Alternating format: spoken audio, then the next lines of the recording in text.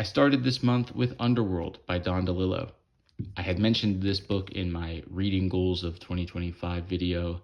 I've wanted to read it for a long time, maybe over 10 years, and I finally decided this is the year, and I made it my March of the Mammoth books for this year. I think it's 820 something pages, and it was wonderful. This book is incredibly rich and dense, and it certainly deserves a deeper discussion than I'm really capable of providing in these videos. So perhaps in the future, that's something I could revisit. It really is. Every page is so rich and filled with interesting ideas that this sort of short format doesn't totally do it justice. In short, Underworld is kind of Don DeLillo's attempt at reckoning with the history of the United States from the end of the Second World War through the 1990s and sort of the beginning of the internet age. He wants to examine the culture as a whole, or as whole as he's really capable of doing. He chooses as his starting point the 1951 National League baseball pennant between the Giants and the Dodgers. And this is the series with the famous shot heard around the world, the walk-off home run. The prologue of this book takes place at this game, and he has characters around the stadium who are watching the game. He has some historical figures, J. Edgar Hoover, Frank Sinatra, among others, who are attending this game. And he's sort of conducting this perfect mini masterpiece. I think the prologue of this book alone is, take it as a standalone piece, and it's a perfect bit of writing. The upshot of all this is that the home run ball is caught by a fan who had leapt the fences and sort of gone in illicitly, and he ends up winning this or grabbing this home run ball. While at the same time, J. Edgar Hoover, who's at the game, receives a report that the Russians have successfully tested an atomic bomb. So from the beginning, we are having baseball compared with nuclear war. This is an incredibly American pastime and this new threat that sort of pervades the second half of the 20th century throughout the Cold War. And in many ways, this book is sort of a big part of it is tracing the history of this home run ball as it passes from hand to hand. And the way culture shifts over time, and we see it sort of degrade or change rapidly and in drastic ways.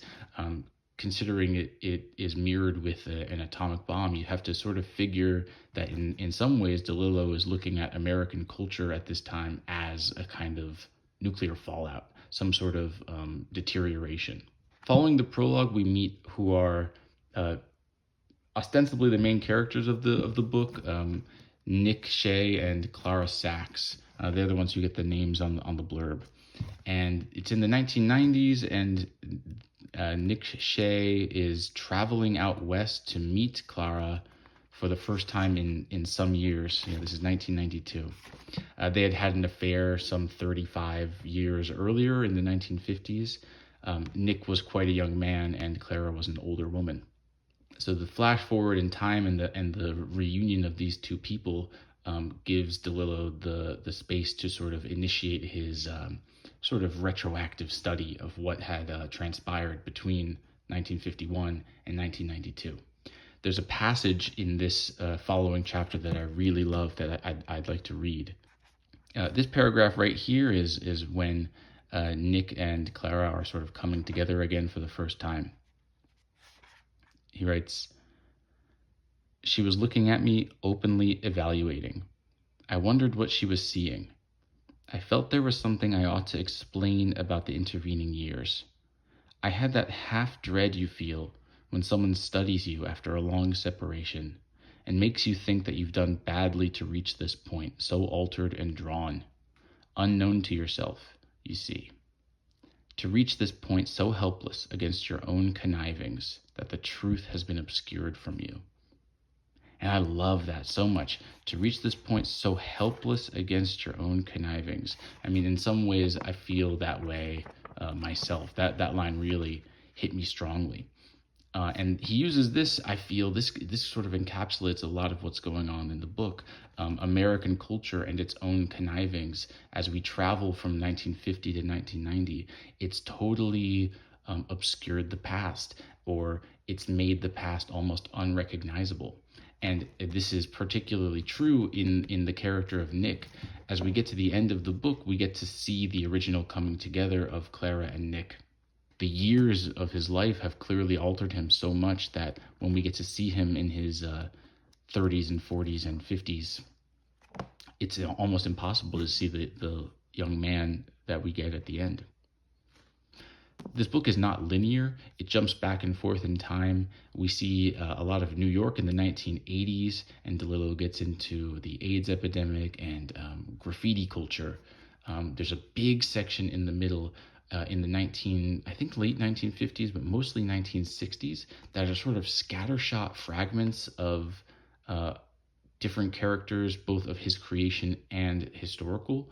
There are great chapters about J. Edgar Hoover, and there's a running thread throughout the book about Lenny Bruce as well. And Lenny Bruce during the Bay of Pigs having this sort of existential crisis on stage, screaming over and over that we're all gonna die, we're all gonna die. He gets into the serial killer epidemic that was going on in America at this time. And another big metaphor for DeLillo is waste management. Nick ends up becoming sort of an employee in a waste management logistics type position. And there are many pages discussing between him and his coworkers methods of waste management, and if waste is not managed properly, the sort of repercussions of that. There's also a really interesting section where they meet someone they call a garbage archaeologist. And throughout, we get these interludes where we go back to the tracing the history of the baseball. And one of the characters in this book is a ball collector. And he's sort of looking through the history, trying to find the connections between how the ball transferred hands from the game to where it is now, and eventually into the hands of Nick Shea. And so baseball as America's national pastime, sort of tying everything together and acting as sort of a silent observer to what is unfolding throughout the century. I'd like to read more DeLillo soon. I've read this one and I've read White Noise, and I think next I want to read, I have Ratner's Star on my shelf. I found a copy out here, but I've heard really good things about Libra, so that might be the next one I want to read. Yeah, that's Underworld. I read Solitude, A Return to the Self by Anthony Storr. Storr was a British psychologist. He was born in 1920. And this book, I saw this one, I think, when I was working at the used bookstore. And I really liked this idea of studying solitude psychologically. But the blurb on the back makes it seem like it's going to be a bit of popular nonfiction type fare, getting into the geniuses such as Beethoven, Henry James, and Goya and Wittgenstein, and sort of how they lived solitary lives. But Storr was a legit psychoanalyst. He worked in psychology, like he had his own practice for many years. And the first half of this book is really heavy-duty psychology. He positions himself sort of in opposition to Freud, and Freud, who believed mainly that neuroses come from some sort of failure to have a fulfilling relationship between child and parent, or intimate relations in adulthood. That these two failures are where a lot of neuroses come from. And Storr doesn't believe that the latter, that the failure to have intimate relationships in adulthood, he doesn't see that as a failure. But he wants to be very clinical about this, and he spends the first half of the book going through many case studies of solitude and the different forms it takes, being forced on people, being chosen, being a result of living as some sort of social outcast, religiously or sexually or physically. There's a really gruesome section where he details the effects of solitary confinement and sensory deprivation on prisoners, these like tortured prisoners. It's really bleak stuff. As the book goes on, and mostly in the second half, he does choose these figures, these sort of solitary figures who never married or never had famous social circles or never had many children. He uses them as really good case studies for other results of isolation and how it can lead to a sort of creative output. The section on Kant was really interesting because for all, from every observation, it seems like Kant was such a happy individual in his life, in his solitude, and in his daily walks that, people could set their clocks by. He also, it was interesting reading from him about P.G. Wodehouse. He does some service to P.G. Wodehouse. I think he does a bit of work in here trying to explain Wodehouse and his radio broadcasts. He was like in Germany and he was doing radio broadcasts for the Nazis, just actively, speaking on their behalf, not necessarily spreading Nazi ideology, but I think he was, engaging with them. And this is a big knock on Wodehouse's legacy, but Storr does a lot to sort of explain this as, oh, well, Wodehouse's point of view is so skewed from his sort of repression and his isolation that he's not really, he's imagining the situation completely differently than others. There's definitely stuff in here about these interesting figures, these people who are really interesting to me, and how they lived solitary lives. But as I said, there is a lot of hard psychology in this book. I think the first half might be a bit of a slog if that's not something you're particularly interested in. I read A Room with a View by E.M. Forster. I pick up these Penguin classics from time to time at the book off out here. The Penguin classics by far are the most common fiction books I can come across in the wild if I don't want to spend like $25 or $30 for a trade paperback. A lot of Penguins end up in the used section for 100 or 200 yen. So I saw this one and I've always sort of been interested in it.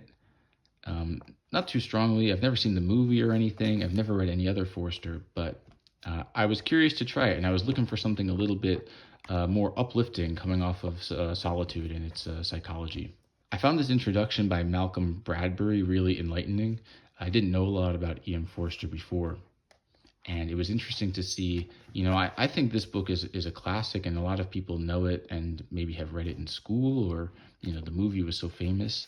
It was interesting to see that Forster sort of saw this as a lesser work, and he wrote it as quite a young man. And a lot of the inspiration for this book comes from his own personal travels to Italy, and a lot of places and people within the story are sort of taken from his own life. So in this story, Lucy Honeychurch and her aunt go on vacation to Italy. They sort of do the whole grand tour. This is a early 20th century, like 1910-ish, maybe a few years before. And already by this point, tourism is awful and it's sort of beaten into the ground. And Lucy is following a guidebook, Baedeker's guidebook, kind of like a Rick Steves. They're visiting all the museums that they're supposed to visit, and they're looking at all the views that they're supposed to view. And they meet these men in the room with the view. They meet these men because they are given a room in a hotel that they hadn't requested, and they want the room that has the view of the river, I believe. And these two men have a room with a view, and they offer to switch, and this, infringes upon social etiquette in such a way that the aunt couldn't possibly imagine, right? And this sort of begins the sort of relationship between Lucy and George Emerson. George Emerson and his dad they sort of have this socialist philosophy going on, and so there's a lot of interesting conversations about religion in this book that I really liked. The first half takes place in Italy, and it comes together in this really famous romantic explosion, this kiss between Lucy and George, kind of out of nowhere. And the second half, they've returned to England, and Lucy has married the Forster really dogs on this guy, Cecil. Cecil really doesn't have it good in this book. He's kind of an effete, kind of a dandy type guy. He doesn't want to play tennis because he can't imagine being tired or something like that. So I knew it was going to be kind of a romantic, kind of a breezy read, but I was really pleased with the pace of this book. I think the part one and part two split really helps with that. It never felt like it was drawing out long, conversations or too much information and exposition about location and things like that, inner monologues. It's just really sharp, charming writing. I think Lucy is a really great character. Reading about a woman in this time, it's impossible for her to acknowledge her feelings, and the only way it's conveyed is through this really famous Freudian slip in her conversations with her aunt, where she like changes a pronoun. She changes a her to a him, and this lets you know that she's talking about herself as opposed to a hypothetical male figure. It's really great. I really liked it, and it definitely unlocked Forster for me. I'm interested in reading more of his stuff now, and that's always good to have more books waiting for you. I followed that with Women by Mihail Sebastian, and I liked this so much that I went and I read this Fragments from a Found Notebook by Mihail Sebastian as well. This book is only like 50 pages, and it's put out from Sublunary Editions, who I like, and it's translated by Christina Tudor Sideri, who I like as well. So it seemed like a no-brainer. I could just squeeze this one in following Women, but it totally changed my perspective of the first book. So I think I'd like to talk about them in the opposite order. Mihail Sebastian was a Romanian writer. He was writing in the 1930s and 40s. He's probably most famous for his journals, which were journals from the fascist years, 1935 to 1944. He also has a novel called For 2,000 Years, which I think is translated into English. I think both of those are translated. Those are the two he's most famous for, but these are the two I've been able to come across. And the perhaps most noteworthy is that Sebastian suffered a really ironic, tragic death. He lived through the Holocaust, and he lived through it. He survived it, only to be killed a few weeks after the American soldiers had arrived in like an auto accident. He'd been struck by an American military vehicle in just maybe the summer of 1945. In the introduction to this book, Christina Tudor Sideri lays out a lot of information about our theories as readers of the author, with a capital A and in quotes, talking about Roland Barthes and the death of the author. And in particular with this book, Sebastian has sort of removed himself from this book on three levels. The main text of this book is a notebook that has been found on the street by a man who is ostensibly not Mihail Sebastian. And this notebook, has been translated from the French into the Romanian. So it's translated, and the main text is interpreted by a man, and this man is not Mihail Sebastian. And so here is Sebastian. He's sort of the fourth layer to this. And it creates this really interesting dynamic in and out. And Tudor Sideri is sort of like, we have to forget all of that. Of course this is what Sebastian is feeling and writing about. Of course it's personal. But the remove, what does the remove make us feel as readers? It's a really great introduction, and maybe it's half as long as the book itself. So I really enjoyed it. The writer of this notebook, the person that we sort of interpret as Sebastian, he sort of rails against deriving meaning from life from experience, experiencing things to create meaning. He's much more interested in allowing life to come to him. The wind that blows, I welcome it on my face. Let it breach me like a tree in the steppe. Let it strike me as it pleases and stop when it wills it. All the better if in the end I remain standing. Really, he has no interest in being an active agent in his life in any regard. This includes his relationships with women as well, and sort of seeking out partners. He's not so interested in that. So reading that after reading Women, this book was written in 1932 and this book was written in 1933. And now I'm like, well, what the hell happened? Because Women is almost entirely about the relationships between men and women. And the first story in here is about a man who's on vacation in the French Riviera, and he's just sort of like collecting these women who are staying at the hotel. He's sort of looking for them, but perhaps it reflects a sort of nihilism that is in here as well. Maybe the methodology is different, but it comes from a similar source of sort of as the wind wills it, right? These women, he's not seeking out particular women. They're the women who are around. This one is a really brief and way more thematically dense. This one is good supplemental material if you're interested in Sebastian. I don't know if it's a great place to start with him. Women, on the other hand, is pretty breezy reading. I really liked it. There are 4 stories in here about a man named Stefan who I suppose he's the main character, or all the stories are interrelated and they involve him in some way, or he's connected in some way. The first story in here is called Renee, Martha, and Odette. Renee, Martha, Odette. And these are the names of the 3 women he sort of seduces or becomes entangled with while he's on vacation in the French Riviera. He goes into some detail about these women and their like physical appearance and how they are, their level of attractiveness sort of varies by like the time of day or whether or not there's anyone else around at the given moment. These women are, a little bit withholding or a little bit giving to excess. That none of them really satisfy Stefan and what he's really looking for, except for the final one, Odette, who's a young girl, maybe 18 years old, and she's sort of this kind of little ingenue, and she sort of has really high perception, like social perception, and they end up having one night together before their vacation ends.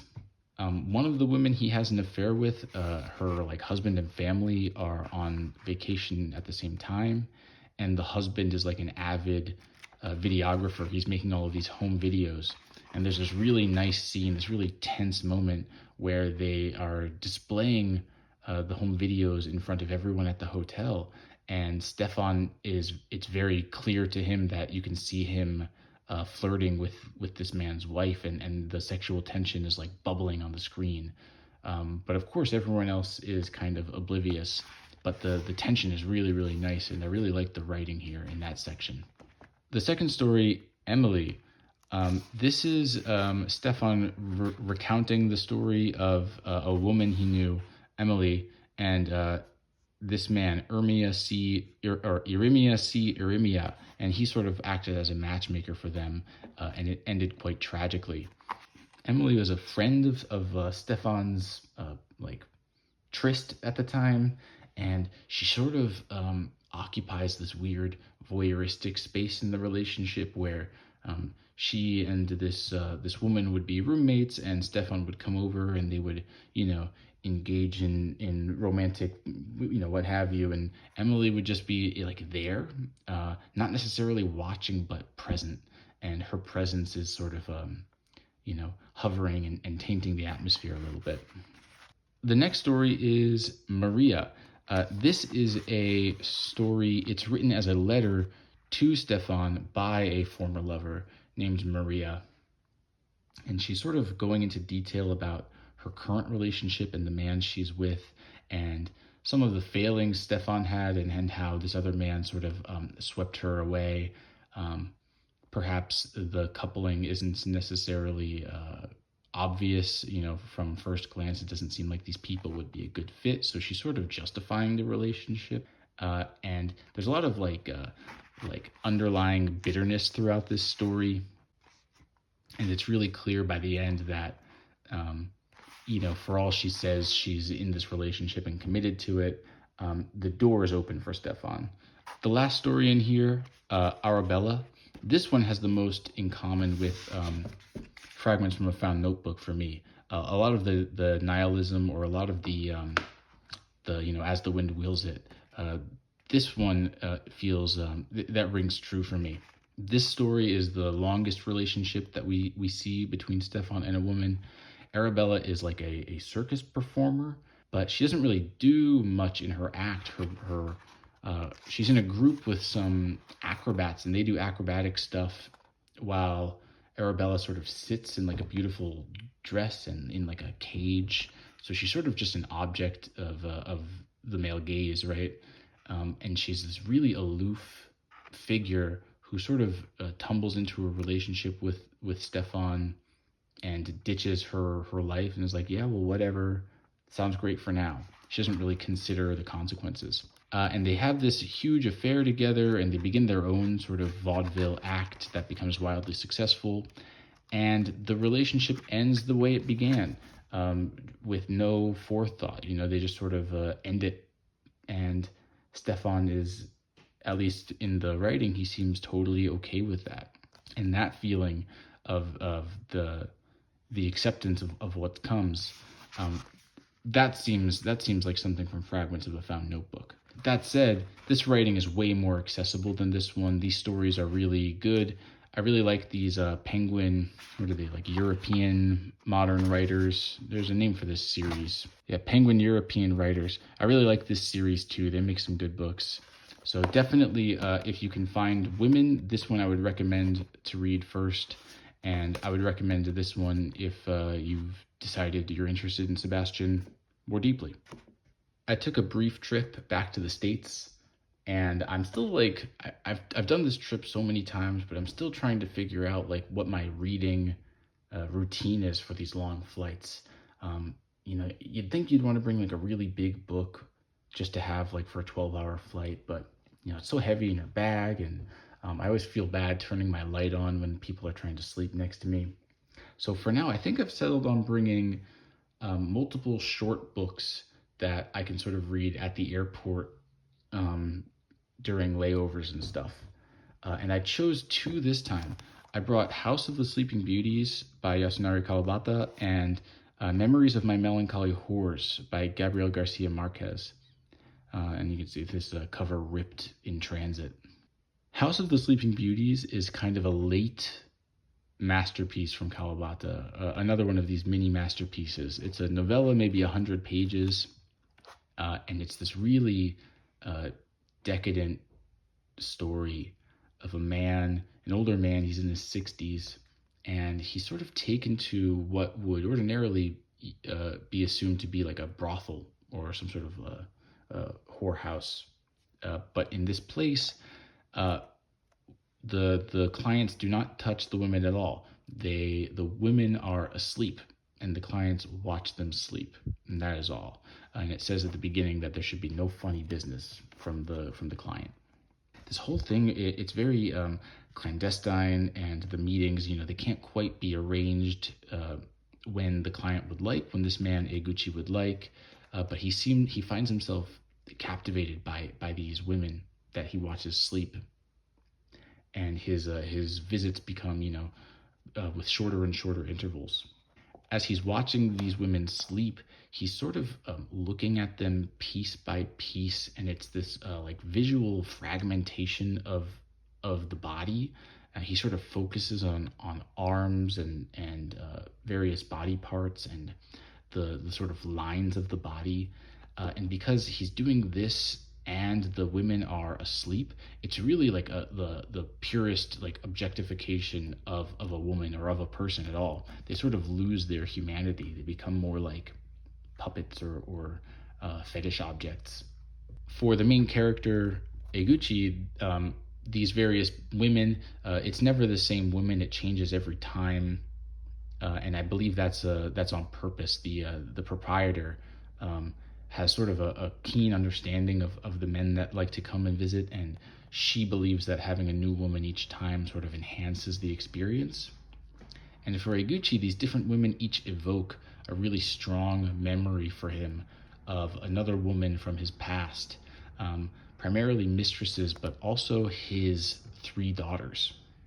I found this part about his daughters, I found it really interesting. I mean, of course, it's really striking for a man to be engaged in something, if not sexual, certainly lewd, and having these memories of his daughters.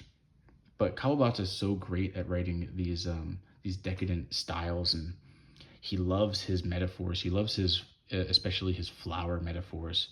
Um, it's quite clear that um, in Japanese culture, the flowers and the seasons, they have really strong meaning, and women and flowering and blooming and things like that.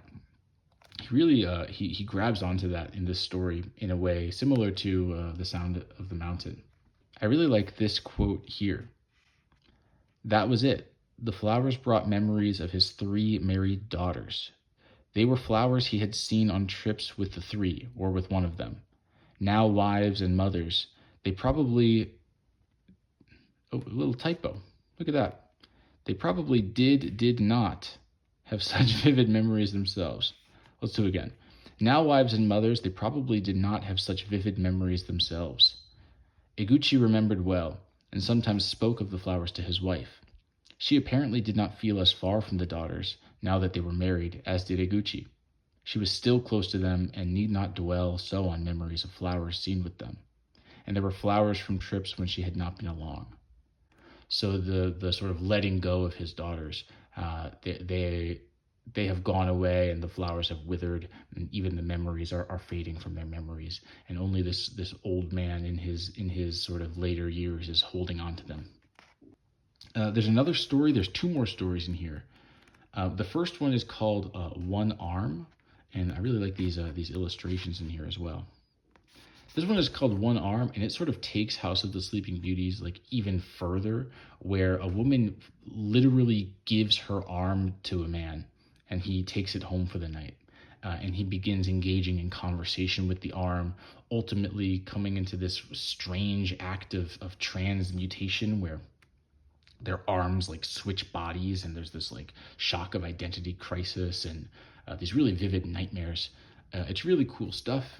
And the last story of Birds and Beasts, I think Kawabata wrote this one when he was younger, and I read this story with a lot of jet lag. I don't remember it so well, but I can imagine, or I know why it was chosen for this collection. It similarly focuses on relationships between men and quote unquote non-human partners. These women are kind of like dolls, and this woman gives her arm, and now this man lives with animals, birds and fish and dogs. As I said, I was really jet lagged when I read it, so apologies for not having much more to say.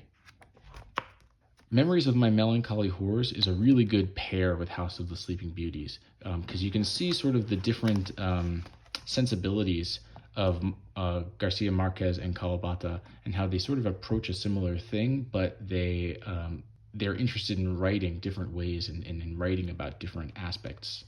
In this book, the narrator is unnamed, but he's a 90-year-old man, and he's been writing these like literary columns, almost like a literary diary that's been published in the local newspaper for like 40 or 50 years at this point. And on his 90th birthday, he decides he wants to spend a night with a virgin. And similar to House of the Sleeping Beauties, there's this sort of clandestine meeting with a woman who can procure this girl. The relationship between the character and this procurer, the woman who finds the girl, it's similar to the relationship of the same pair here. And these relationships are some of the deepest ones explored in these books. The big difference is that this book, it's not the girl that evokes the memories. It's that the man is 90 years old. He meets this girl, and suddenly he becomes far more aware of his age, almost as if his life up to that point, he's been aging, but mentally it's sort of been kept together. So even though this man is 90 years old, and I think the main character here is 63, he is more interested in life, whereas Eguchi is more interested in death. The memories explored here are also given more detail and really rich. Marquez's writing is so rich. We get like this whole history of this area in this short little novella, and the relationship becomes between the man and the young girl. It becomes one of love and of necessity. The relationship becomes really fraught at times between the narrator and this young girl, but it ultimately ends in a place of love. And seeing these sort of youthful, romantic feelings from this 90-year-old man was quite nice. I think both of these are great. I think they're a great pair. I really like finding books like this where they make a good pair when you read them together. So if anyone has copies of both of these, I think that's a nice reading project. I read Geek Love by Katherine Dunn. This is another one I'd been wanting to read for a long time. It's about a family who are, they run kind of like a circus or a sideshow, and the parents have genetically engineered like freakish mutant children. One of them has like fins for arms and legs, and there's a Siamese twins, and our main character, Olympia, is an albino dwarf. These characters are so clearly outsiders that there's no way for them to enter society naturally.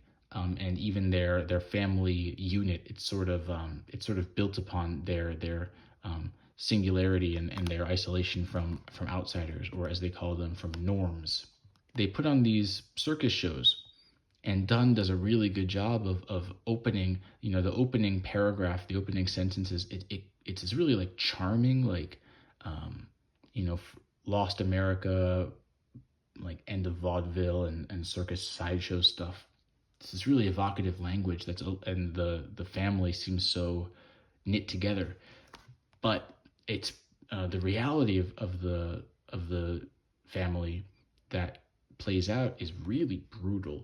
And perhaps what I like the most about this is Dunn has no interest in making her main character Olympia in any way sympathetic. She is complicit in everything that goes wrong. Every poor choice that her family and especially her brother Arturo makes, she is in favor. Even though she is sort of looked down upon, her specialty, they don't call them deformities, they call them specialties in their family. Her specialty isn't really enough to like bring the attention of viewers. Nobody wants to come and see her show. So she's looked down upon in her own family. But at the same time, she's incredibly loyal to them. And so when they do rotten stuff, she's complicit in the rot. This is another story like Underworld, where we have this opening scene and then we flash forward to the present and then we sort of build up the story from there. In the present, Olympia is living in an apartment and she is spying on her daughter. And in her spying, there's this really great scene. It turns out her daughter Miranda is working at a like peep show or a strip club where everyone has some sort of physical irregularity. And there's this really great scene where Olympia goes and everyone is sort of taking part in these strip shows, and they see Olympia and they bring her on, and she has this her own striptease. It was really really cool writing. I really liked that part. But one of the clients at this establishment is a rich woman who is interested in fixing all of these women, or fixing all of these people with deformities. To Olympia, who grew up with this family of special people. Her family was special. The idea of removing that specialty is like a soul death. It's like it's killing your soul, it's killing your family, it's killing your heritage. From there, we get like the history of this family, and as the kids grow, the Siamese twins, Ellie and Iffy, they become young women, and even though they are Siamese twins, they have the same issues that other young women do, which is, hormones and puberty and the attention of various men.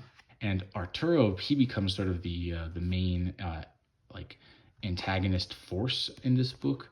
He begins his own cult, essentially, in which people would see his deformities, but because he conveys such confidence, he convinces these people that to feel as confident as he does, they need to remove parts of their body.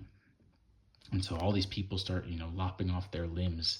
and this becomes sort of the focal point of the narrative, is what results from this cult.